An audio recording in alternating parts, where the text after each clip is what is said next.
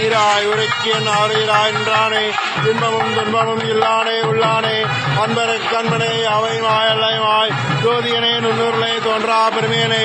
ஆதியனே அந்தனோடு வாயல்லானே இத்தன்னை ஆட்கொண்ட எந்தை பெருமானே உர்த்தமை ஞானத்தால் கொண்டுணர்வாகும் கருத்தில் நோக்கரிய நோக்கே நுணுக்கரிய நுண்ணுணர்வே போக்கும் மரமும் உணவில்லா புண்ணியனே காக்கும் எம் காவலனை காண்பறிய பேரழியே ஆற்றின்பா வெள்ளமே அத்தாமிக்காய் நின்ற